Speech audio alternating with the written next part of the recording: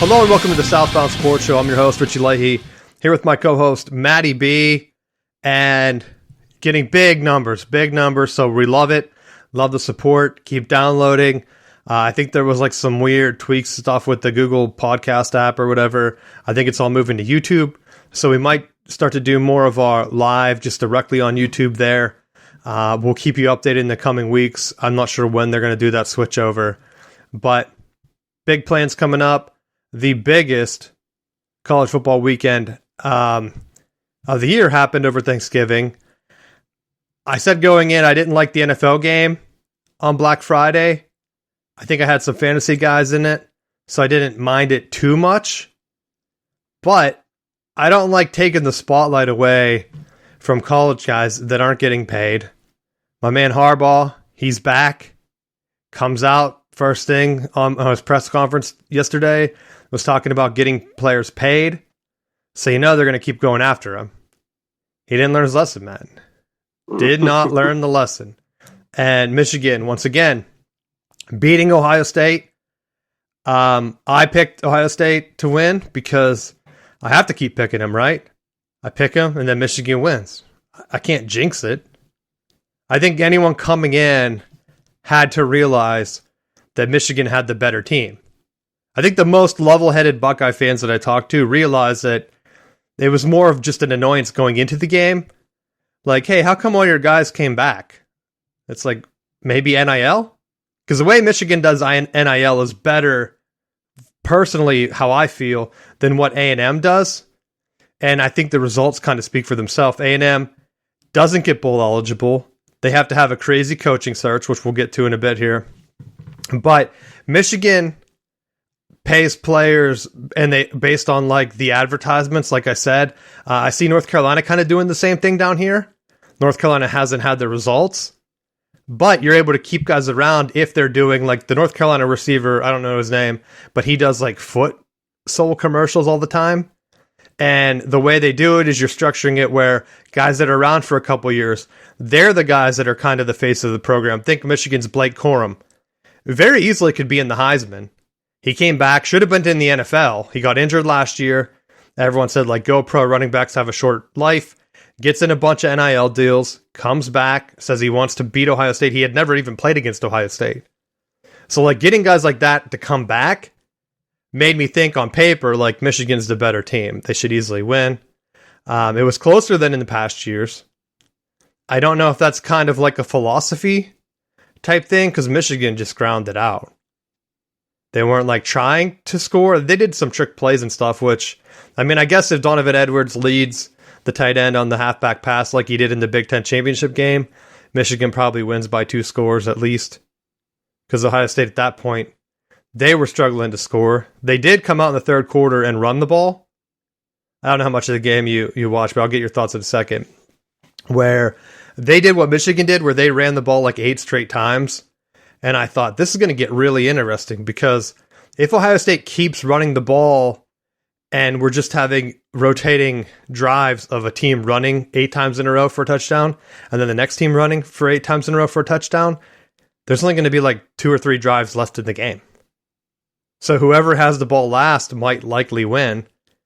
Ohio State gets a touchdown, and the next drive they're like, no, we got to go back to just passing it and not eating up any clock. And at that point, I had the stats up. Ohio State actually had more rushing yards. They had a higher time of possession. They went to passing. Michigan gets the ball back. Michigan takes over time of possession. They take over the rushing leading. Blake runs in for a touchdown. And that's pretty much the game at that point. And I wondered, like, why did they switch?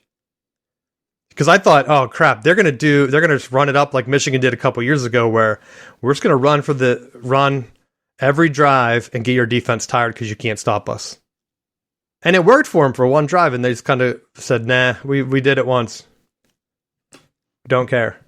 But did you watch any of the Michigan game? I did. I ended up having a really busy Saturday because hunting season opened up in Pennsylvania, so was out in the woods for a little bit. And then got home, saw some of the Michigan game. Was at a birthday party for the Iron Bowl The Iron Bowl. The Iron Bowl was crazy. We'll get that. I did want to congratulate you on Florida State winning. They messed around at the beginning of the game again. And I thought, like, are they seriously going to blow it? Because my worry has been that Ohio State's going to back into the playoffs again. Right? Watch a game with some Penn State fans. They're like, oh, we hope the Big Ten gets 2 teams in. I'm like, why? Why do we want Ohio State in? But I feel like Ohio State, throughout the course of the years, has kind of been in the same boat, where for as well as they've been able to recruit in a lot of positions, they've absolutely whiffed on their quarterback situation.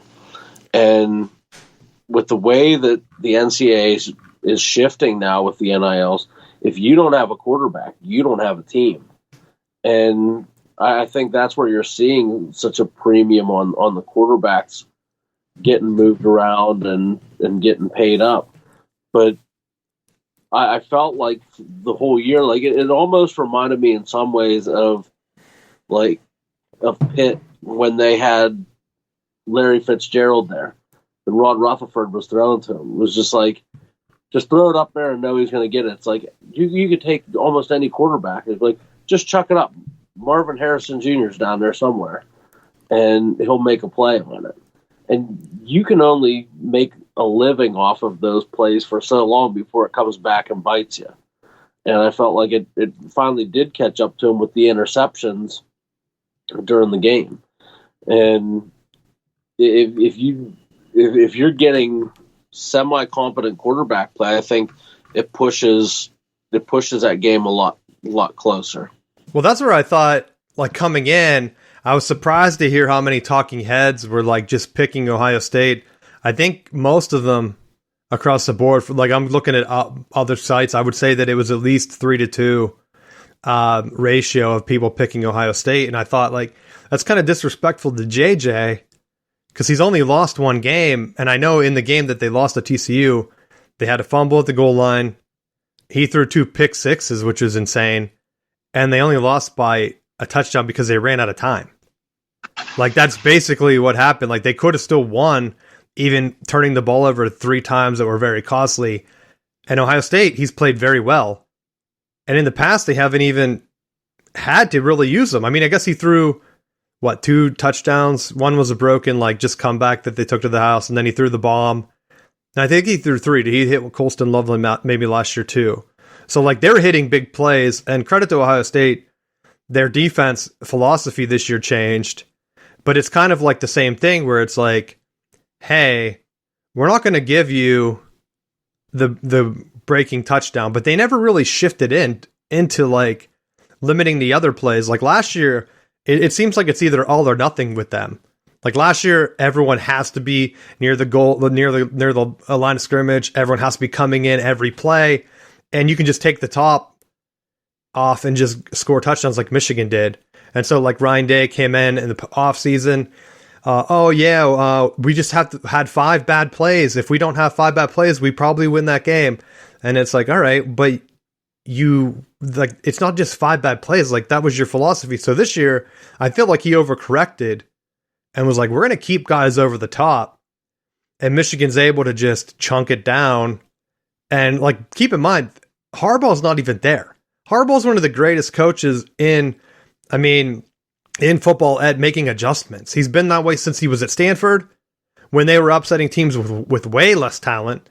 And then with the 49ers. Like, there's a reason why he has a very high winning percentage in the NFL.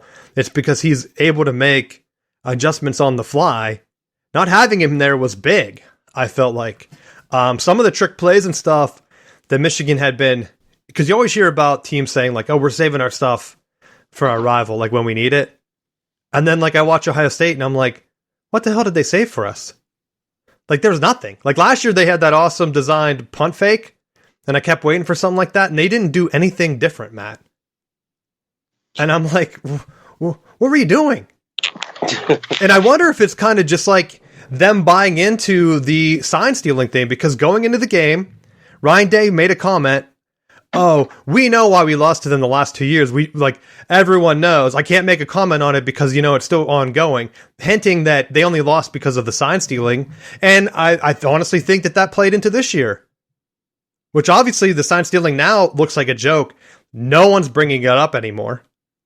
You can't say that the only reason Michigan's won the last 2 years is because of sign stealing and then lose to them when have them cover the spread on you. Because spread was 4.5. But I think on that end, I think there's still there's still enough evidence that it's likely that something's going to come down the pipe for the NCAA from it. I just think there's so much cloudiness with the whole situation that there has to be something there. The difference being now, though, is I feel like Michigan has recruited well enough that it's shored up all the problem areas that they had. And give Harbaugh credit where it's due. He tailored his schemes around the players that he had, and now with the guys that he has, he can pretty much line up in any personnel grouping. He can go with 3 tights. He could go 2x2, and he can move the ball based off of where he has the advantage against the defense. Well, that's the one thing where. It's not just him that was out. Yeah, they have the talent. A lot of the guys came back. And that's why, like I had said earlier in the show, I don't think people that are casual watchers realize that, Michigan's a very senior-laden team this year. Kind of like I talked about TCU being last year, where TCU loses all those guys and look at their drop-off.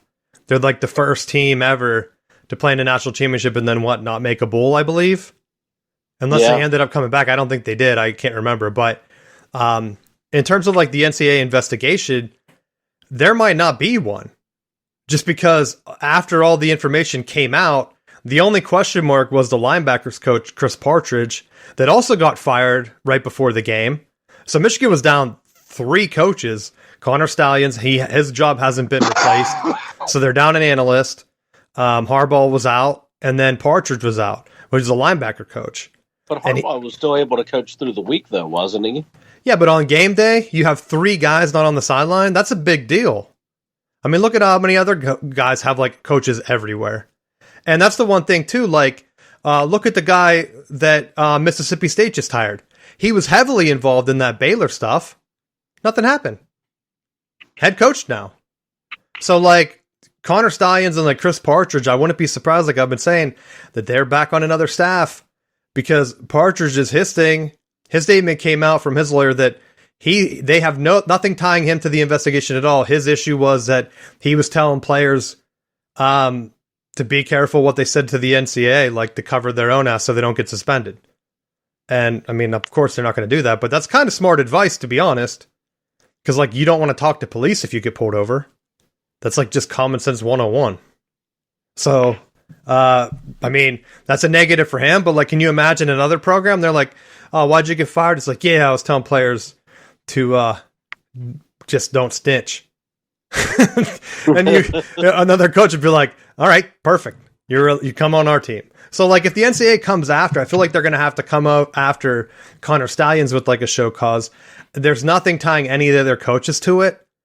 So it just feels like at this point, it was almost like I've been saying, reading around, the only people bringing it up are Ohio State fans. Guess why you don't see it anymore, Matt?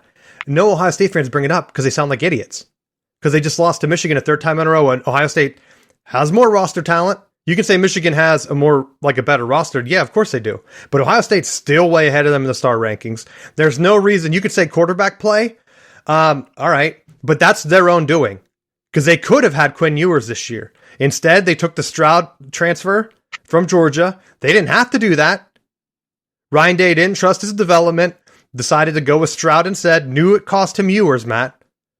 And Ewers transfers to Texas. They're potentially in the playoffs with the win. We'll get to the breakdown for playoffs here in a second. So it's I don't know what to think.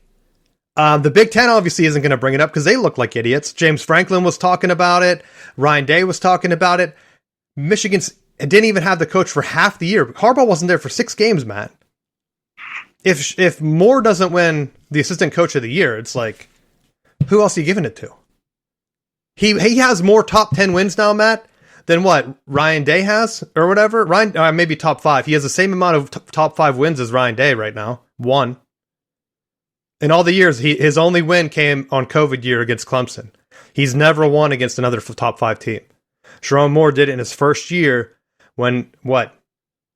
He's also our offensive line coach, the offensive coordinator, and the head coach. It's insane that one dude is coaching every single thing. If other programs aren't trying to hire him, then I don't understand what's wrong with them.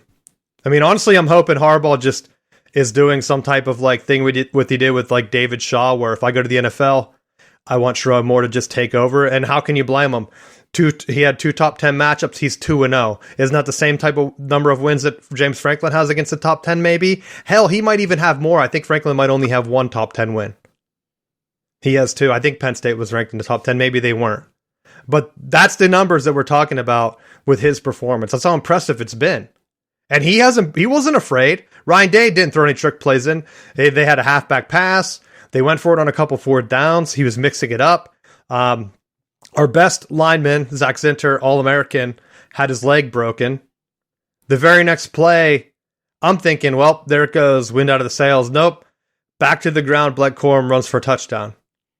And I thought, all right, that's what it is. Because I mentioned the drives earlier in the show. Halftime, Michigan has a lead. Ohio State just missed a field goal. Michigan's first drive gets a field goal. It's 17-10. The next drive, Ohio State has the ball for 6 minutes. Mostly running the ball, ties it up at 17. Michigan gets the ball back. It's the drive that I said ended with Blake Corum's touchdown run.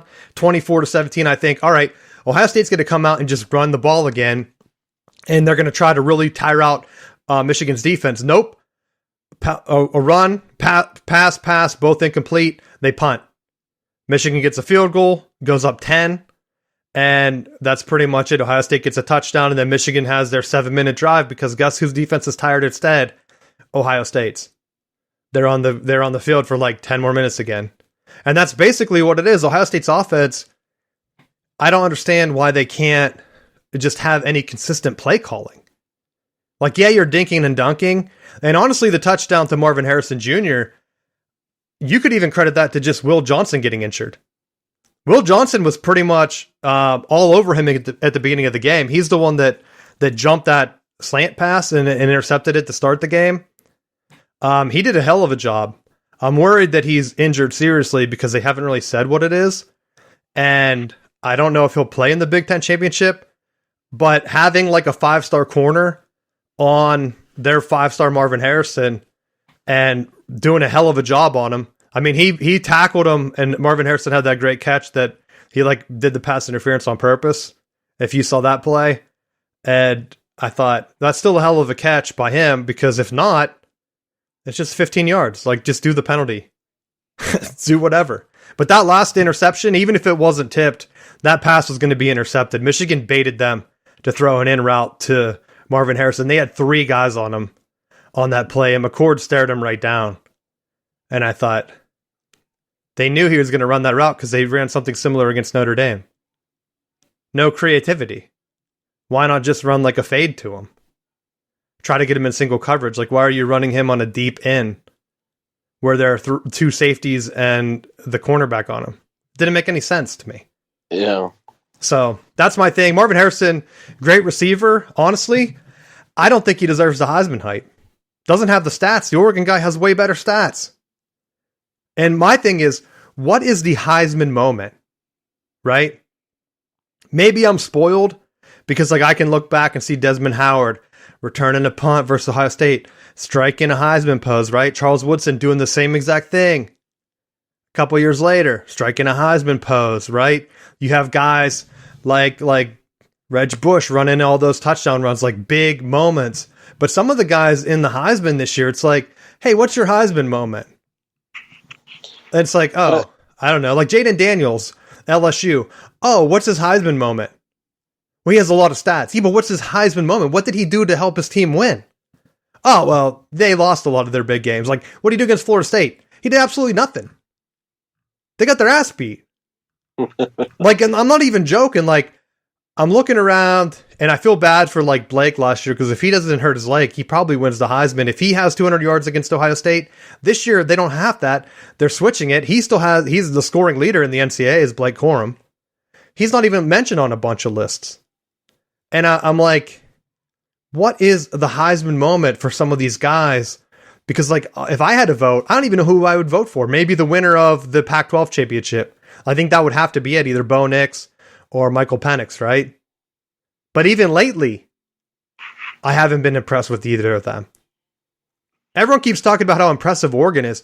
Oregon State's coach quit last week in the middle of the week. Did you see that report? Yeah. So he interviews for the Michigan State job, cancels film study for the Oregon game, their biggest rival. Stops answering players' texts and everything. Goes through the walkthrough before the game. He's like, oh yeah, guys, I've been canceling everything because I'm taking the Michigan State job. Players are defeated, don't even really want to play. They lose like 30-something to 7 or whatever. Everyone's talking about how Oregon really shut down their rival. It's like, no, the coach just gave up. I'm not going to go out there and run through a brick wall for a guy that just told us he's leaving and canceled all their practices for the week. Right?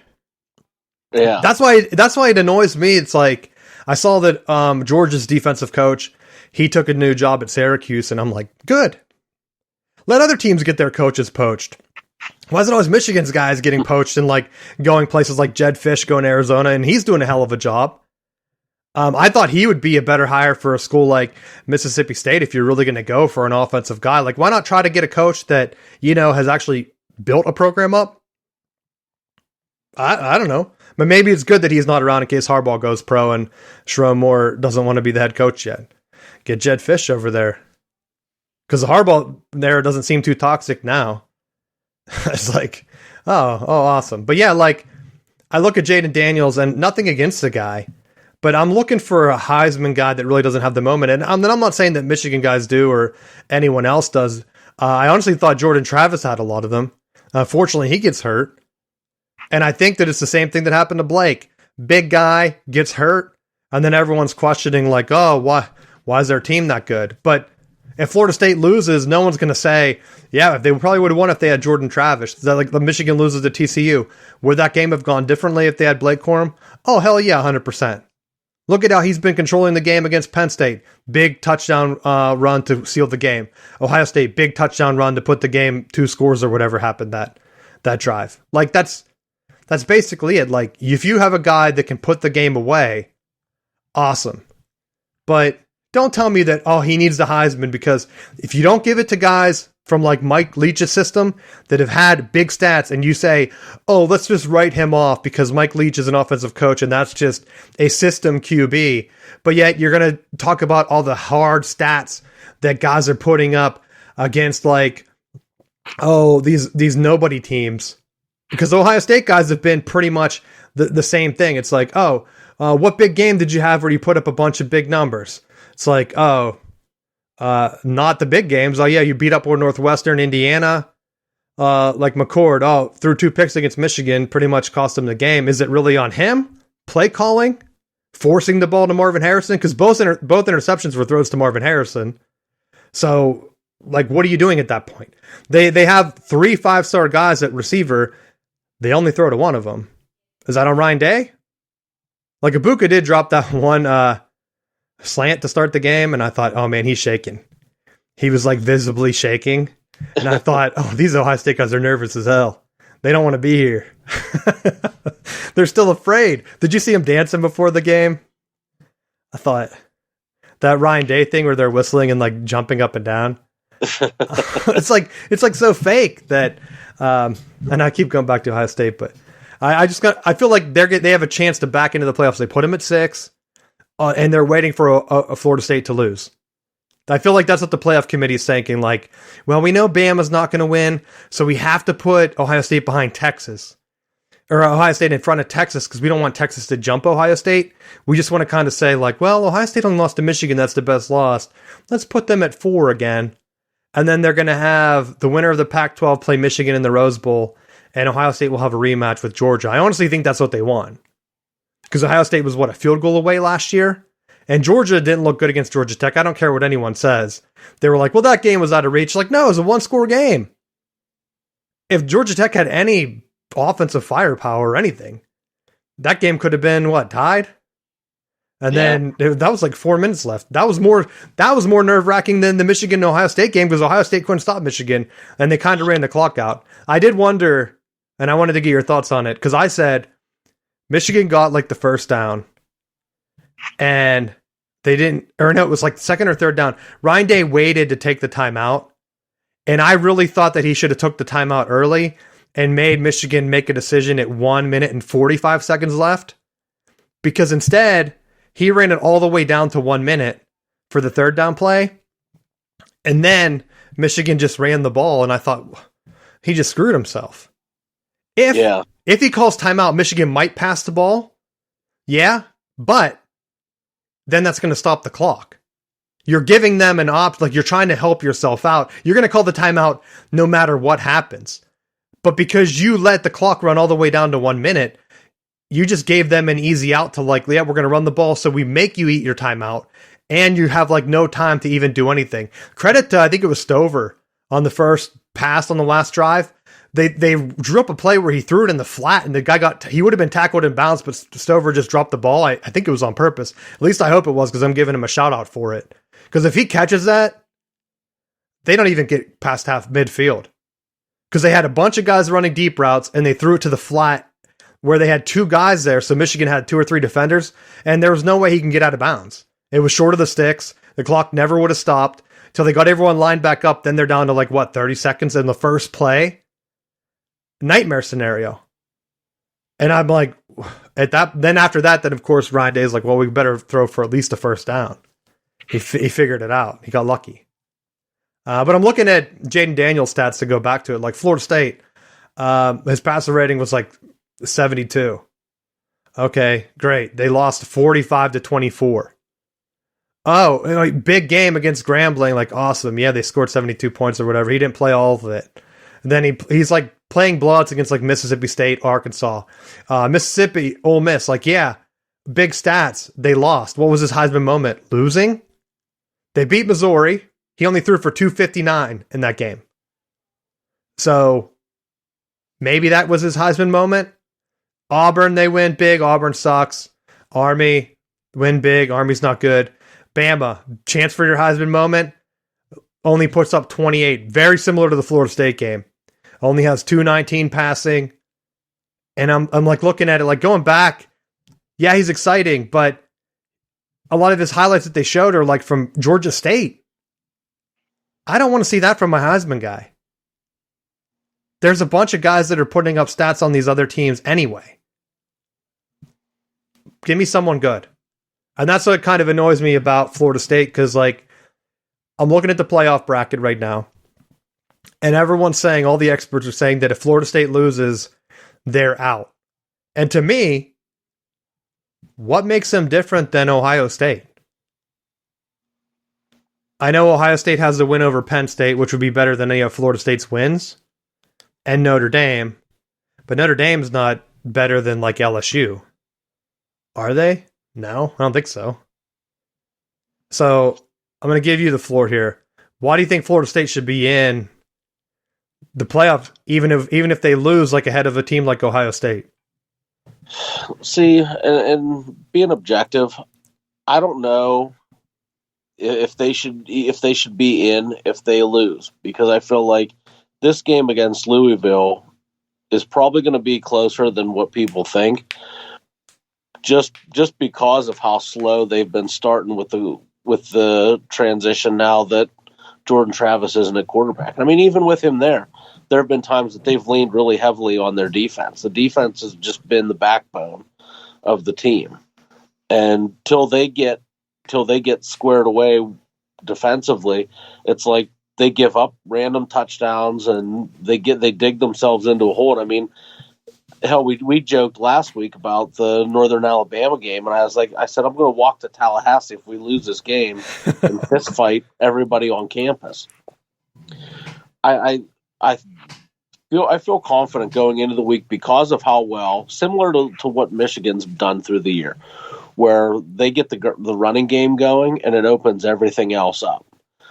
They've kind of stopped throwing as many 50-50 jump balls. I don't know if teams are really rotating more to Keon Coleman now, and I think that's kind of the defensive play is force the ball to Johnny Wilson more, because he's shown the Mike Evans inconsistencies with his receiving, that it seems like the ball's going to him more and Keon's catching all the coverage. So I mean, I think that the way that the team is structured, I think you have a voice to say, even with a loss this week, that you're still going to be a competitive team, because the rest of the NCAA still would have to have a rationale for how are they going to cover both of those guys, as well as the running back situation, because Toafili and Cedric Benson both have shown through the year that they're gashing defenses. Rodemaker, he's a backup, but I mean, he's also a junior, so it's not like you're dealing with an 18-year-old freshman that has no concept of what's going on. Like, Tate's been in the program and he's been in the system. That it's just he's been unlucky in that he's been behind Jordan Travis. And we talked early in the year, and I said our season's going to go as far as Jordan Travis takes us. Well, he got us pretty far this year, and now it's going to be on everyone else to bring him home. But the thing that I really like about this Florida State team this year, and it's been different from the ones over the last 3 years, is that they're playing a little bit more disciplined football than they have in the past. The years that they were really struggling and losing games, they were running into these problems of having unnecessary penalties and getting the unsportsmanlike conduct. And you really saw this against Florida, where they had lines spitting on guys and getting ejected, and they immediately capitalize on the penalty and drive down and score. And then they had, the roughing the quarterback penalty. They put a drive together, and it was like there's all these like things that teams of the past would have fallen apart and started blaming each other, and it's like they rally around some of those things that I think helps just make them a better team. It's definitely more enjoyable to watch, that you don't see them get frustrated like they were in the past, like visibly watching the game and being like, these guys are starting to quit, or they're like, their conditioning isn't there. Like they're able to play a full game and not be run out of the building, which is a lot different than 3-4 years ago. And that's kind of my point, where Florida State seems to be in a position they're going to end up being 12-1. I think it really comes down to what people think. After watching Bama really struggle with Auburn, where they should have lost, and they took a miracle Hail Mary after a muffed punt on like 4th and 30 to even win the game. Like, I have a feeling that Georgia's going to win, and maybe that's why the playoff rankings kept Georgia at number 1, because there's really no reason for Georgia to be above Michigan. Michigan has a better strength of schedule. They have better wins than what Georgia has, and there's really no argument other than Georgia was there ahead of them, and they're like the reigning champs or whatever. But they had no problem keeping Ohio State above Georgia for a while. So it's almost like, well, in the past, we're supposed to start fresh each week. They obviously didn't start fresh this week. Because otherwise, you're like, what are you looking at? I look at Washington, too, and it's the same with Florida State. I really don't see that the Pac-12 is that strong anymore, as like I have in the past weeks. You keep having teams lose, and I know I've been saying maybe because it's the 9-game schedule, but some of these Pac-12 teams that everyone thought were strong have turned out to be bad, and they're not even playing. Like, Arizona's ranked 15th. Oregon didn't play them. Oregon's schedule is actually a lot weaker than I would even have expected, until I saw people posting about how Michigan has the highest strength of schedule across like the board for the playoff, or teams that are in like the playoff run now after beating Ohio State. Because like you have the strength of record or whatever, because of a lot of the Pac-12 teams falling off. Like, Oregon's schedule is Portland State, Texas Tech that just got boat raced by Texas. And Texas Tech could have beat Oregon. That was a one-score game. Hawaii, Colorado that fell off the map. Stanford that's not good. Washington, they lose. Washington State, not good. Utah, they're average. They're not ranked anymore, I don't think, because they ended up being, 8-4? Are they on the new rankings? No, I don't see them. Unless I miss them. So that's another one. Cal, pretty bad. They're 6-6, barely bowl eligible. USC fell off the map, not ranked. Arizona State, not good. Oregon State didn't prepare. Their coach just left. So what Oregon, everyone keeps telling me Oregon looks the best. Against who? Against who? I'm looking at the schedule, and I made fun of Florida State in the past. It's like Florida State's schedule looks a lot better right now than Oregon's schedule. The only team with a pulse that they played, they lost. And I know they're playing them again, and it was on the road. So maybe things will turn around. Maybe the Oregon State win made them think we really don't have the schedule or practice for this Oregon State because their coach is gone. Maybe they knew. I don't know. But I'm looking at the Pac-12, and it doesn't seem as strong as what I thought. It's almost like the Big Ten, just without a Penn State to help perk it up. USC was supposed to be that third pillar. They don't have it. And so Oregon's schedule now just looks like a cakewalk. It's like a bunch of mediocre teams. Almost like Clemson. Clemson's ranked now. But with LSU, Florida State has LSU ranked. They have Clemson ranked. They almost could have had NC State, but now they're going to play a Louisville team that's 14th. They fell because they lost to Kentucky. And I don't even see, is Kentucky even ranked anymore? Probably not. But it's all right. Well, what are you telling me that the Pac-12 is that much better? Oregon State is still ranked, but we all know that they didn't try in that game. So can you really count that as a big win for Oregon? Coach is gone.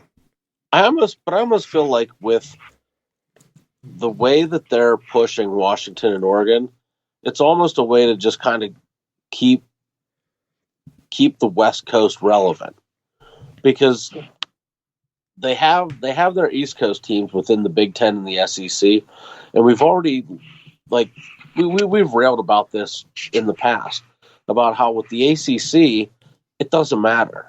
It doesn't matter. Everyone says they're a terrible conference. They've had college national champions in the playoff era, and it's just it doesn't matter. It doesn't count. Alabama struggles and needs a Hail Mary to beat a losing record. If 5-6 Auburn. I think is that what they were? Are they even bowl eligible? So many teams that were trying to get bowl eligible lost that the committee has no idea what to even do. JMU that was going to do that lawsuit, they're now bowl eligible because all the teams that lost. Florida State kept Florida out. I don't know if you saw it. Florida State kept Florida out. Iowa kept Nebraska out. There are so many 5-7 teams this year that I think they ended up picking maybe Minnesota at 5-7 to fill the last bowl spot after after taking two teams that weren't eligible, JMU and someone else.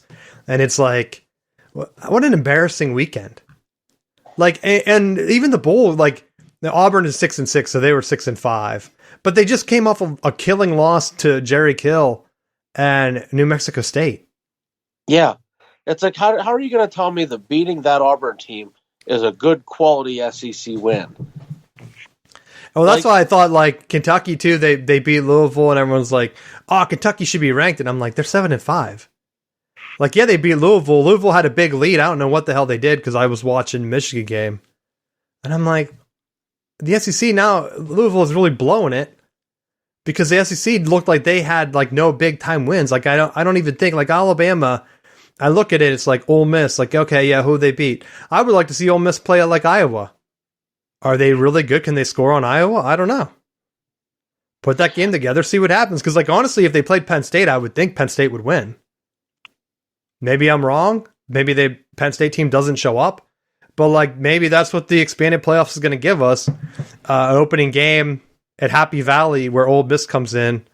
And I would like to see some of these teams from the South play at Beaver Stadium or the Big House or the Horseshoe in front of 100,000 people in the cold. Because I have a feeling that they're not going to be able to do it. Maybe that's just me. But like, I don't see why the SEC, like if Bama was in, I don't see why they should have home field advantage over a team like Penn State because of their perceived better losses when they're barely beating teams like Auburn that they should have blown out. I don't know why everyone's patting them on the back. Maybe it's to get the TV ratings up for this week game. I don't know. Let's go through before we get to the NFL stuff, let's just go through real quick. Because I think if you're going to go through the playoff games, Georgia, Bama, who do you got? I think that this isn't the slam dunk that everyone thinks it's going to be. I'm gonna say Georgia, but I think Alabama's going to play them tight. I wouldn't be surprised if Alabama pulls the upset off after having to go down to the wire with Auburn, because I think you may have had a situation where Alabama just takes Auburn lightly, looking past them for the opportunity to play Georgia, knowing they have to win to set the dominoes in play for everybody else to make the playoffs.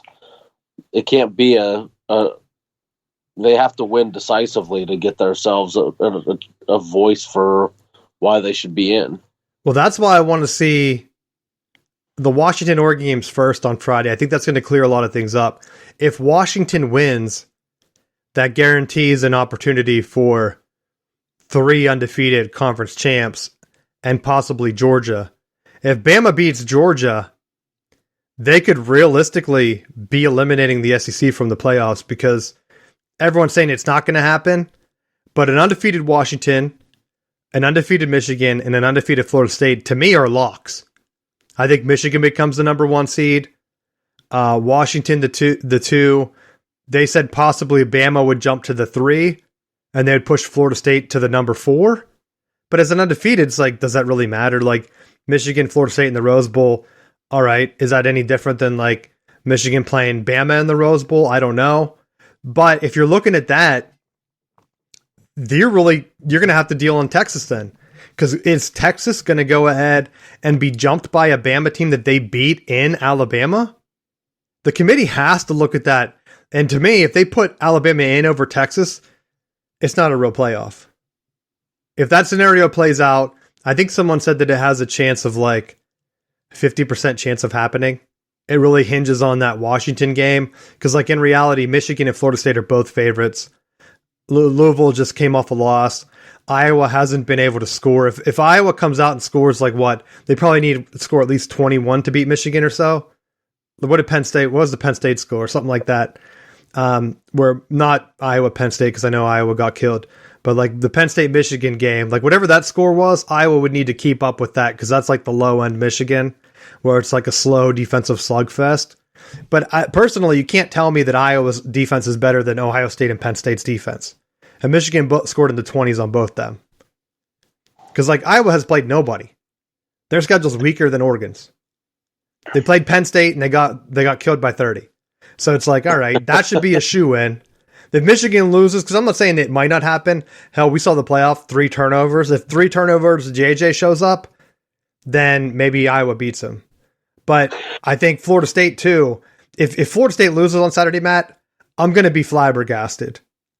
Because like I said, if all the other favorites win, where if it's Georgia, Michigan, Washington, and Florida State loses and they put Ohio State in, I'm just going to sit there and be in stunned silence. Well, that tells me that you don't really watch a lot of recent FSU football. Oh, no, you better believe it, buddy. CW has given me a lot more Florida State games than what I normally would have seen. I don't know why you're laughing. That CW deal is pretty sweet because instead of me having to watch Purdue play Minnesota, and I'm like, why the hell is this on NBC? I can tune into the CW and watch Jordan Travis's leg just be shown 13 times in a row. And I'm like, who's running this board? And then I see that someone congratulated the CW on having one of the best football productions of the year with the Florida State games. And I'm like, did they not watch the same games? The Michigan game, Zach Zinter's leg is broken. It looks like you can see his bone. And guys I'm watching was like, oh, that looked like his bone was sticking out. I'm like, yeah, that looked pretty gross. And they're like, we're not going to show the replay. And guess what? They never did. Jordan Travis, they're like, here's a play where he's getting hurt. I'm like, look at it again. Slow-mo. I'm like, why are you showing me that, man? I don't want to see a guy's leg, like a bone sticking out. Like, that's disgusting. Or whatever. Because it wasn't Jordan Travis a bone break, too? I can't remember it. Oh, you watch his leg snap. Because it's like the same thing. It's like, why? And then even in the Michigan game, the guy's leg breaks, and the broadcast is like, well, they're hoping that maybe they can, we don't know what the injury is. Maybe they'll get him back by the playoffs. I'm like, what are they doing? Giving him like a bone replacement? How are you going to get him back in time for the playoffs? What are you talking about? It's only a month away, guys. What are you talking about? Just like Jordan Travis, they're like, well, maybe it's not that bad, you know? He misses the ACC championship, but he's back. He might be back, but it's like, you have to wait. If it's a bad break like that, that guy from LSU, or not LSU, the Louisville basketball guy, he was out for like a year. Yeah. So it's like, man, it's a bummer to see, but watching Florida State, it seems like they're able to kind of, the initial game plan isn't that good. I will say that, and I'm kind of baffled. Like North Alabama, it's like you could struggle with them for a series or two because they're undefeated. What are you doing? And that was with Jordan Travis. So it's like, now you don't have him. Maybe you're taking things for granted. That we'll say he's overlooking that game anyway, so who cares? But you can't do that against Louisville. Jeff Brom, guess what? He was one of the coaches that was named in that counter sign stealing thing from Purdue that had Michigan signs last year in the championship game. How do you know he's not stealing signs in Louisville, Matt? Obviously not a big deal though, right? No one cares about that anymore. But he was named. Their team had Michigan signs. Ohio State gave them right to him. Said, here you go, guys. How do you know Kentucky, the Stoops brothers, not throwing them the signs? Or I guess that wouldn't be a Florida State team. Who would Florida State get the signs from for Louisville? Probably like Miami or someone, right? Hey, we hate Florida State. Here you go. Here's what they're doing. So, possibly. But NC State really should have beat Louisville. They have to be kicking themselves because NC State's never really been in an ACC football championship as far as I know. They're a field goal away from beating Louisville. All they had to do was win that game, and we'd be having a Florida State-NC State championship game, which I may have attended. Although Michigan has their game on the same day, I don't know if I could have done that knowing that Michigan was going to go undefeated back-to-back years in the regular season. But that's what I want to see. I want to see, at least, I would like to see Washington, Michigan, and Florida State all win. After that, I don't care because I think that scenario either is going to put the most pressure on the committee, or if Georgia loses, or Georgia wins and we end with no controversy. Because if all four teams in the playoffs are undefeated, if it ends up being right now, nothing changes and it's Georgia versus Florida State and New Orleans, I guess would be the pick probably for them. And then Michigan and Washington in the Rose Bowl. I think that would be a good playoff. I don't know who would win because it seems like Georgia isn't like as top team as possible. I wouldn't even be surprised if Florida State won. We could get a weird championship like Florida State, Washington, right? That would be funny. It's plausible. So the committee would be like, oh, here's a bullshit national championship game. Oh, they'll just be like asterisk by it, like, oh, this national championship game doesn't count. They'd probably just throw together a consolation game between Georgia and Michigan and then play it at the same time on ABC while they put Florida State, Washington on ESPN too. They're like, hey, we got to do the coaches cam on ESPN, so you can put your game on ESPN too, guys. Sorry. We have this other game we got to show. But that's what I'm hoping for, is more of a straightforward, because I don't want to see like Ohio State come in. Everyone hyped up the game going into it saying this is the last game that means anything. Of course, once Ohio State lost, everyone was like, oh, that didn't mean that much. Not a big deal. Really, because it's never a big deal when Michigan wins. It's only if Michigan loses. Because they kept showing like, hey, what are some big highlights from the Michigan-Ohio State rivalry, the biggest games, and they kept showing like 05, and I kept thinking like, that game meant jack shit because Ohio State got their ass whooped by Florida the next week, or whenever that was, the national championship game. So that game was nowhere near a big game. We don't know, this year could be the biggest. What if Michigan wins the national championship and Ohio State was 6 points away, or a touchdown on that from potentially winning the national championship? To me, that would be bigger than going back and like, who's going to lose to Florida, right? It's like that's like the LSU Bama like rematch. It's like that you can't claim that was one of the greatest games of all time because they rematch and it was a boring game the second time. No one cares about the first game because then Bama killed him the second time, right? The college football did that to themselves by putting them matched up back up. No one wanted to see a rematch. You already had the greatest game. LSU wins the national championship. Everyone says that could be the greatest game of all time. The first Michigan-Ohio State 1-2 matchup. Ohio State loses to Florida so bad that no one remembers that game other than whenever they show it on the highlights. Michigan wins the Natty in 97. Guess what? Wasn't in their highlight reel, Matt. Wasn't a big Ohio State-Michigan game, right? It doesn't matter that Charles Woodson had to take the punt back to beat him. That game doesn't matter, though, because Michigan won it. Not a big game. That's how it goes. If Ohio State would have won, though, big time game. They had like no highlights from like the last couple of years. I'm like, when Ohio State and Michigan were both in the top 5 and it decided who went to the playoffs, those weren't big games. Michigan won. That's why. Yeah. Last year they both made the playoffs. That game determined seeding. They both lost though. So not a big game really because nothing mattered. Although they did steal a playoff seed away from like Pac-12 because of it. Or no. Yeah. Pac-12 didn't get one. ACC didn't get one because of that game. So it was a big deal for that reason. This year, will it be another big game? If Ohio State ends up being 4 and we get a Georgia-Ohio State rematch. TV will like that, right? Because that game went right down to a missed field goal. TV will love it. But that's my thing. Michigan-Iowa, who you got in that one? I got Michigan, but... You don't have Ferentz? Baby, I love Ferentz. I will never let you live it down.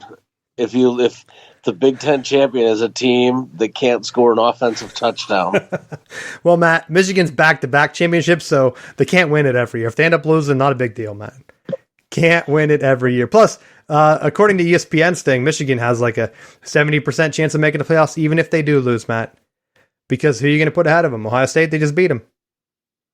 They could just take the week off. Harbaugh could just stand there and like... No, if you lose to Iowa, you're not making the playoff. If we lose to Iowa and make the playoffs and then win the Natty, what would you say? I would just say that's just crap luck. Because there's no way this side of hell that Florida State could pull something like that off. Be like, time to go to the Big Ten, so then they'll be like, oh, the Big Ten sucks as a conference. That's what you think Florida State would swing the opinion because yeah, they would join and then it would just be like, oh, Florida State's in the Big Ten. Look at all these shitty teams in there now. Well, I keep telling people they keep talking about how Penn State's going to be like the top dog next year, and I'm like, that depends on quarterback development. You could very well have a scenario where Ohio State and Michigan play potentially 3 times next year if JJ comes back. And Ohio State keeps recruiting how they've been recruiting. They could play to end the year. Michigan could have a tiebreaker over whatever. So, like, let's say Michigan loses. But because Michigan plays every single team, let's say they have the tiebreaker, right? Hell, Michigan could have 2 losses. They could lose to Texas to start the year before the Big Ten play. Play Ohio State, lose again, be a 2-loss team. Play them in the Big Ten championship. Heck, if they don't lose to Texas, Michigan could actually lose to Ohio State back-to-back weeks in the regular season, then the Big Ten championship game, still make the playoff at 2 losses as a top 10 team because of beating like Washington and USC and all them. Then play again in the playoffs. If they win that first matchup at home, may match right up with Ohio State. It'd be like the craziest thing. TV networks would be going nuts. Could you imagine if Michigan loses to Ohio State twice, then beats them, and then wins the national championship? That would be insane, right? And it could happen next year because of the expanded playoff. So I'm all here for it. Like I would love it. That's my only bummer is like they're going to keep Michigan, Ohio State right before the Big Ten championship. If those 2 teams keep recruiting and developing higher than everybody else, they could just be button heads 2 weeks in a row. And then at that point, does the Big Ten make a change? Because do you really want back-to-back Michigan, Ohio State games? Could you imagine if this, because it would happen this year. You would have Michigan and Ohio State playing again this week. What would be the difference? I mean, like last year would have happened, and the year before I think it would have happened. So 3 years in a row, we would have, if they would have had the expanded Big Ten, and we'll just pretend the other teams aren't there, so we don't know their records. But if the standings were the same and they had no divisions, you would have had a rematch 3 years in a row. Maybe Michigan wins all 6 games and Ryan Day's fired this week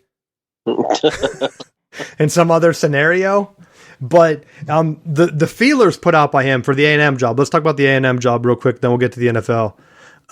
Unless there was something else I said I was going to bring up that I forgot. But A&M hires Mark Stoops. To me, an awful hire, right? Because you just fired a national championship winning coach. You're paying him $70 million, and you're going to hire a guy from the SEC that has never even won the SEC East. What the hell are you doing? And you can say, well, he'd have better recruiting. We're going to pay for better recruits. You still have to develop the culture. You just saw that. You see it right now at USC with Lincoln Riley. Yeah, he's a great coach. He was winning in Oklahoma. We'll just pay him the recruits. Guess what? Doesn't work. Doesn't work. They're throwing Gary Patterson out there, I talked about last week, as potentially being the head coach behind the scenes. Is that what you want if you're going to pay for Mark Stoops? Of course, the boosters go crazy because they let Smith go to Michigan State. Michigan State looks like nobody wants their job. They're begging Urban. They're begging all these other coaches. Smith is like, I got to get out of Oregon State. I'm an alum. I think he was an alum, right? I think. So he's an alum. He just says, you know what? I got to get out of here. A&M, they could probably got him for even cheaper than what they ended up having to pay. Because like Mark Stoops was at $7 million, right? So that gets leaked and shut down. Elko, they get him from Duke. He used to be their defensive coordinator, right? And guess what? The agent has to work something out. Yeah, he has to get that offer back up to $7 million because he knows what Mark Stoops makes. Those idiots, right? Because Matt, I told you when you sent me the offer sheet, I'm like, their agent did the right thing. He said, well, you're going to hire Mark Stoops, so you have to be paying him more than $7 million. So we want at least $7 million. They could have been like, nah. They're like, what's he going to do? Take a pay cut to go coach you guys with higher expectations? You just fired a coach that in the middle of a 10-year contract, guys. You're not going to go ahead and get anything. So they should have just went with Dion. It would have been awesome. What would the difference have been? Nothing? And Dion with a bunch of 5-star guys? Because Dion could get them to play hard. Right? Yeah. That's what everyone kept saying. Oh, Michigan State, wait till they get Dion. And I'm like... But I think all right. with A&M, I think that would have been a harder sell because some of those guys wouldn't have been able to... It would have been harder for them to transfer over. I had a hard time believing it because in my mind, I thought... You don't fire a guy unless you have an inside track on a guy like Urban Meyer, right? No, not the case at all. They had no idea what they were doing. It's a complete shit show. Well, but that's A&M. Like, I feel like their expectations were so outrageous that they're like, well, we're just throwing, like, you could pay for players and we're going to do it. And they did. And they didn't really... It was almost like a very Washington Commanders type thing with Dan Snyder, where it was like, we're just going to go every offseason. And like, he was essentially playing Madden with real people. Was just like, oh, who are the top rated free agents? All right, I'm signing you. I'm signing you. I'm signing you. I'm signing you. He had signed like 5 or 6 like big name free agents, and then they wouldn't fit the scheme. And it was just like, a complete shit show. Well, that's where they put out that feeler after everyone was laughing at him, where the head of the committee or whatever that searched for the coach said, well, we were looking at some key things, like we needed a defensive coach. All past SEC championship winners had a defensive-minded coach that came in and developed a hard working culture like Nick Saban and Kirby Smart. And I'm like, so basically... You guys are basing your hire from a guy that has no experience as a head coach, like, because Nick Saban had coached at Michigan State and was successful. Kirby Smart didn't really have it, but it took him years to build that up, right? Of losing to Saban and other stuff before he started winning. And you're going with a guy that hasn't done any of that. They basically just said, we're hoping that Elko is our Kirby Smart. That's it. That's all they had to say. Guy that was here before. We're going to bring him back and hope that he can get things running if we pay for number 1 recruiting classes. And I'm like, all right, good for you guys. Because they tried for Dan Lanning. And I'm like, Oregon doesn't really seem to have high expectations for their coaches. A lot of them end up leaving for better jobs anyway. Now they're going to the Big Ten. There's no Big Ten West, which makes it weird because like that goes against like your idea of thinking that they need a Western schools that are good. In the Big Ten, like, is it going to matter? Because they're not going to keep winning it like what they have right now. There's no way that they're going to keep being successful in the Big Ten when you have to go play teams that are just slow, like Iowa, and you're trying to run fast, and they're like, you know what? We just don't care. But you have to do it every single week on the road in the cold. You're going to turn it to Nebraska. Nebraska can't win at all.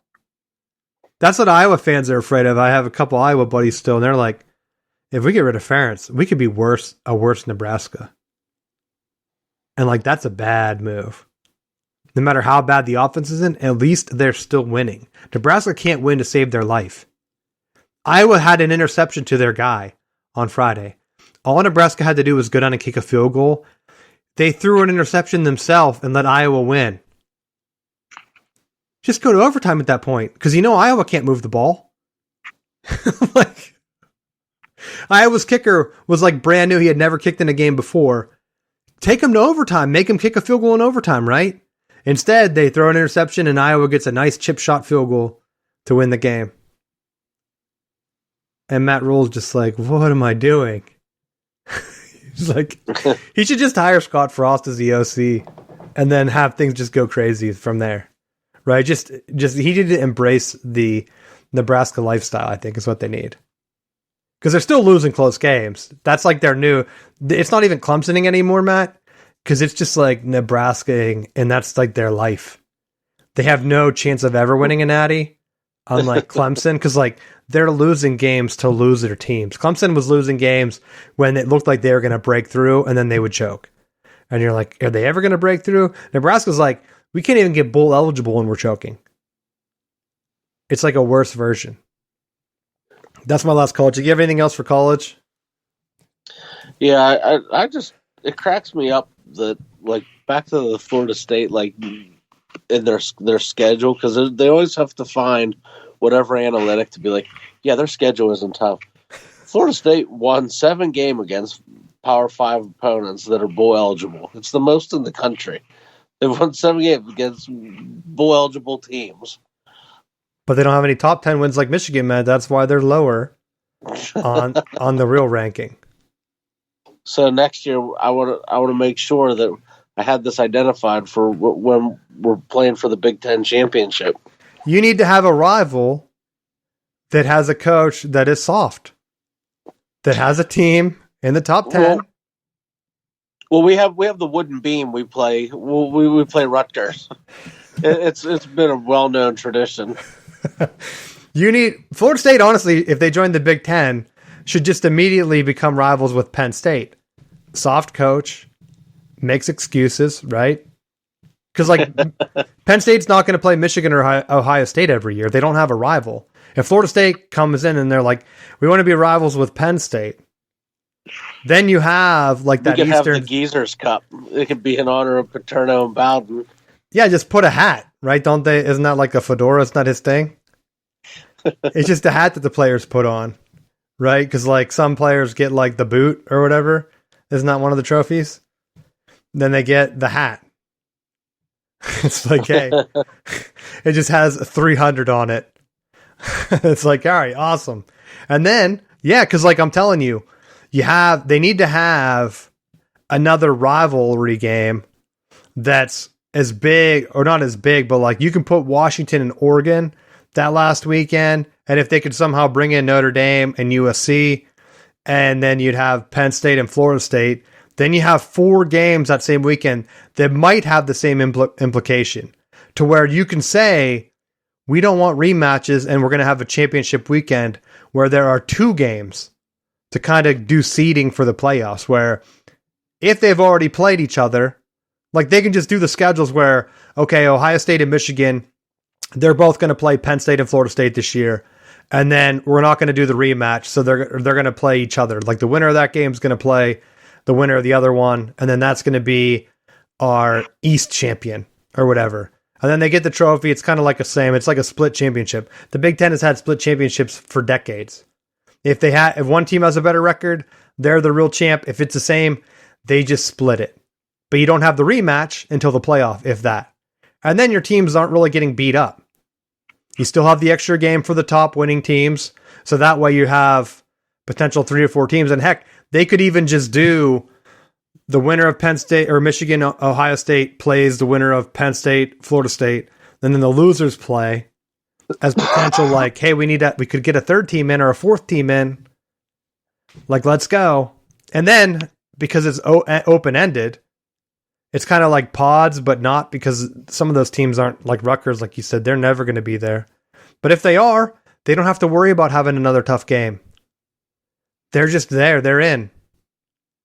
Their championship game would be like against Iowa or someone. And they're like, hell yeah, we got it, baby. Just lock in a like a blue blood weekend. Call it that. I don't know what the hell to call it. I mean, hell, they're going to sell. More people are going to watch that. If the real Big Ten championship ended up being Iowa and Rutgers, no one's going to watch that game. But they will watch a consolation game between Ohio State and Penn State. Because, like, let's say this year, Michigan and Florida State, that would be the Big Ten championship game. And then the consolation game right before it would be Penn State and Ohio State to see who the second team in would be. That would be just as big, if not bigger than the other games. Like, that would be bigger than the Big 12 championship right now. People would watch a rematch between Ohio State and Penn State at a neutral site. They would 100% would. I would. I'm not going to watch Tulane play whoever they're playing. But that's what the Big Ten needs to do. People have, they talked about it during COVID, so it's in their heads. They've talked about it before. But I'm all for Florida State coming in. I mean, I hate the Big Ten because they're a bunch of snitches. And you never know what's sportsmanlike anymore. They penalize Harbaugh because he's unsportsmanlike, Matt. Not because of an advantage. They just said it's unsportsmanlike to have your coach film other games instead of just asking them for it. Because according to Ohio State, that's the right way to do it. Just get the other team to send you the signals. No big deal. No big deal. I did want to talk about the NFL real quick before we wrap up. Matt Canada, he gets fired. Steelers come in. Everyone's thinking, all right, the offense is doing good. They get 400 yards? And everyone's bragging about it. And I'm thinking to myself, they scored 16 points. What the hell are you guys talking about? The Bengals don't even have a starting quarterback. The Bengals' game was so bad. Their game plan was so bad that they couldn't do anything. And the Steelers only mustered 16 points and barely won the game. Kenny Pickett, QBR, 65. Awesome. 278 yards. Oh, awesome. Great work, buddy. Najee Harris did have 99. He almost got 100. He scored a touchdown, and I thought, maybe he is looking better than Warren. But maybe not. I don't know. Because the offense had no rhythm or anything to it. They were just putting up yards and then not scoring. And people were cheering it on like it's the best thing. Here's their drives. Punt, fumble, field goal, punt, punt, punt. Oh, hell, this new OC is awesome. Second half, touchdown, field goal, end of game. They had more punts than scoring drives, I think. 3, 4, 5. It might have been around the same. So it's was it better? Or did the Bengals offense just get tired, or defense just get tired at the end of the game because their offense was even worse somehow? The Bengals was punt. They get a miracle touchdown, then punt, field goal. Oh no, they had an interception I missed in there. Maybe their defense just got tired because they're running, their punts are 3 plays, 4 plays, 5 plays, 3 plays, 4 plays, 4 plays. Even their touchdown was 4 plays. So yeah, maybe the Steelers defense, or maybe the Bengals defense just got a little bit tired because they were on the field the entire game. And the Steelers offense isn't that much better. They just got lucky. The Steelers offense was on the field 37 minutes. The Bengals or the Bengals defense, I mean, where the Steelers offense was 37 minutes. The Bengals offense was only on the field 22 minutes because they had a backup quarterback, and they were somehow even worse than what the Steelers were a regular game. That's what I wanted to talk about. I don't understand it. I don't know how people are pumped about this performance. Yeah, the Steelers are 7-4. The offense still sucks. The offense still sucks. They got to play the Cardinals. The schedule's so weak that it might not matter. Cardinals are bad. Patriots are bad. They play the Colts that are somehow winning. The Bengals are bad again. The Seahawks and Ravens end the year. Probably their 2 toughest games. Well, they're probably going to have 10 wins, I would think. Right? Do you agree? I feel like it's going to be sloppy, but they're going to get there. I think, looking at that, I think they'll beat the crappy teams. They'll get to 10 wins. And then everyone's going to be like, oh, yeah, here we go. We're running it, baby. And then the wheels just fall off. And that's it. And maybe Pickett builds on it next year. I just don't see any consistency watching the game. And it was like watching, everyone makes fun of Iowa. The Steelers game wasn't much better. How was that better? I saw 100 punts that game. That was like an Iowa nightmare. That was like watching Iowa, Nebraska. The score was almost the same too. 16-10. The Iowa game was 13-10. Maybe it's the jersey color, Matt. Maybe it is the jersey color. The only thing that they had on the Iowa is they put up a lot of yards. Didn't score like them, but they did have a lot of yards. I don't even know what to say. I watch other NFL. I kind of did like, well, the Packers look good on Thanksgiving. I've been telling you, hey, the Packers should just open it up. That's the one thing the Steelers didn't do. I said, the Packers, man, they really opened it up. They're taking deep shots. And guess what? They're scoring. And they're beating the Lions with a big upset. And the Lions looked lost. And then the Steelers, I'm like, just take some deep shots. The Bengals have no one going. They did take one to Pickens. Was it the third quarter or so? It was around one of their touchdowns. I think it was the one maybe that Najee Harris ran in. And then they were like, we can't go back to that. They know we could do it. We can't do that. You got to go back to our punt formation. Just running around, and then we're going to get 30 yards, and then we're going to punt. Awesome work, guys. Awesome work. I'm just so frustrated with it. It's just tough to watch. Like, why would I watch that? If you weren't a fan of either team, I don't know how you watched that game. Or hell, half the games from the NFL over the weekend. You're right. It's bad. Dallas killing Washington. Yeah, it's funny because I have Dak Prescott as my QB in fantasy, but is that really something people should watch on Thanksgiving? At least it's not killing the Redskins anymore on Thanksgiving Day, Matt, right? They're the Commanders. It's the only positive in the whole thing. Frank Reich, I did want to talk about that too. Gets fired. I think I talked about it a little bit in the pre-show. I said last year, awful hire by the Panthers. Why would you fire Matt? He's my hero. Why would you fire Matt Rule and then bring in Frank Reich that already sucked with Indianapolis? He's my hero. Because he gets fired? He's going to be collecting 2 multi-million-dollar unemployment checks now. That's what you need in life. I can go to Nick's. That's like not just get fired once and get paid millions of dollars. Get paid millions of dollars while you're fired, and then get fired again, and they're still paying you. It's like he'll be in the Nick Saban's coaching rehab center next. But like Josh McDaniels, same way. Like, I tricked you. That's what he should have said. Because like the Panthers fans down here, everyone was so pumped whenever they heard the owner. He dropped an F-bomb because he was so mad at the game. And it's like, what did he expect?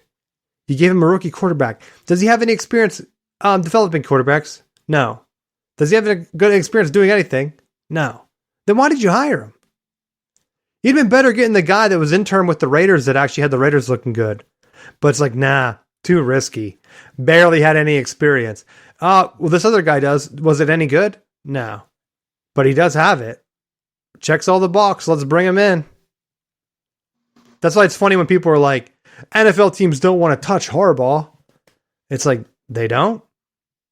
They're hiring Frank Reich guys. Are you serious? Harbaugh just wants full control because he knows these owners are idiots, right? Like David Tepper. Well, I felt like there was something there when him and Peterson were coaching together in Philly, but clearly that dynamic has now shifted. Well, I look at it because everyone's saying that Harbaugh might be linked to this Panthers gig now because of Bryce Young, and he can come in with a young quarterback. And I'm like, he really doesn't like guys that run and move around like Bryce Young. That's against the Harbaugh. He liked Kirk Cousins last year when he was potentially going to the Vikings. That's his guy. That's his type of quarterback, right? A guy that's more of like the traditional pocket passing guy, not a guy that's running all over because like he's afraid of them getting hurt. And maybe he's right, but to him to come in and have an idiot owner like David Tepper, why would he ever take that gig? He already had to deal with that with the 49ers and he hated it. So that's part of his thing. It's like every time Harbaugh's brought up, he's only mentioned for like a handful of franchises. Even the Raiders, it's kind of like he's mentioned, but I don't know if he wants to work with Mark Davis. Right? Everyone's like, he's going to go with the Browns. The Browns tried everything to get him. And he was like, I'm not going. You guys are nuts here. Why would I coach that? Right?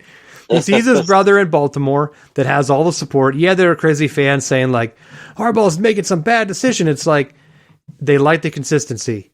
Look at the support Tomlin gets. Yeah, the fans want him possibly fired. We've talked about it multiple times on this show. Are they going to move on from him? I don't know. They like the consistency. They like the winning. He can win enough to potentially win you a Super Bowl. That's what they want. That's all Jim Harbaugh wants, is a gig that he can go and potentially win. Is he going to go to the Jets? The Jets is dysfunctional. Every time people are like, I'm hearing your boy is going to go to the Jets, it's like, I'd be kind of surprised if he did. They didn't want him last time when he had like a situation. He's not going to go work with Aaron Rodgers. Why'd he do that? Aaron Rodgers will be there for 1 year. Then what's Harbaugh going to do? Be screwed? You're going to go work with the Bears. It's like, why? Justin Fields looks like a bust. Why would he go there? No one has been able to be like, everyone's like, but Fields looked really good in preseason. He hasn't won any games. Heck, if he would have went to the Texans with Stroud, maybe they would be even winning more. I don't know. But that's the one thing. It's like all these teams hiring these old guys that sucked, and then they're kind of shocked about it. I just don't get it. I don't get it. And that's my NFL thing. It's like Chiefs, yeah, they're winning. Andy Reid's there forever. Now, he's like the winningest coach there. They have stability. The Broncos have started to kind of win under Sean Payton, which is kind of shocking to me. They've won 5 in a row. They were 1-5 at one point. Packers, like I said, they're now half game behind the Vikings. The Vikings have lost 2 in a row because once people caught back up with Dobbs, you knew Dobbs wasn't going to be an awesome quarterback the entire year, right? He's had years to prove it with the Steelers and other teams. There's a reason the Vikings were able to get him mid-year. So I'm not saying that their season is over. He might be able to get them into the playoff spot. But moves like that are letting the Packers kind of hang around.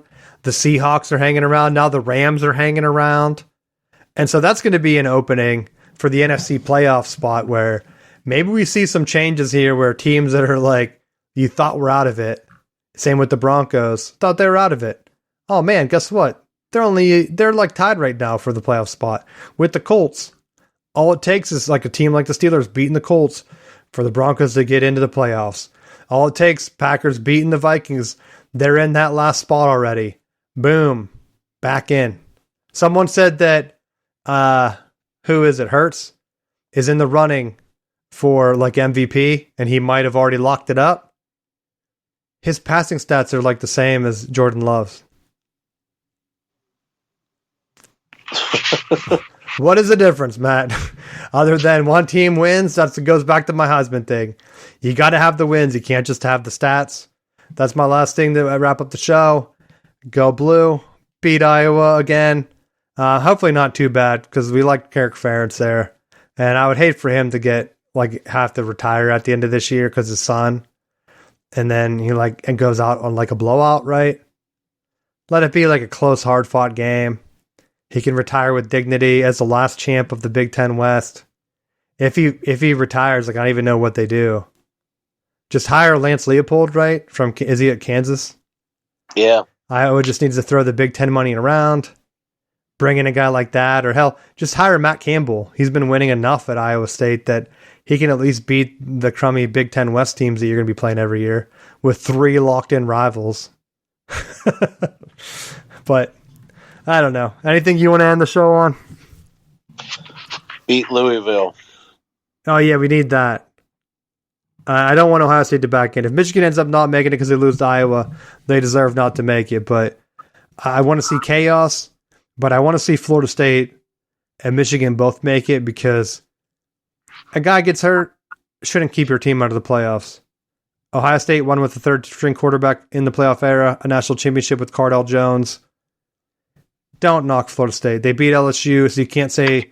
And they beat Florida, right? So they do have 2 SEC wins. You can't say that the SEC is that much better than them, that they need to be jumped. We'll see next week, though. Got to see how the playoff rankings get finangled around. Will it be Rose Bowl for the last one between the Big Ten and the Pac-12? Or will it be something strange? We'll see you next week.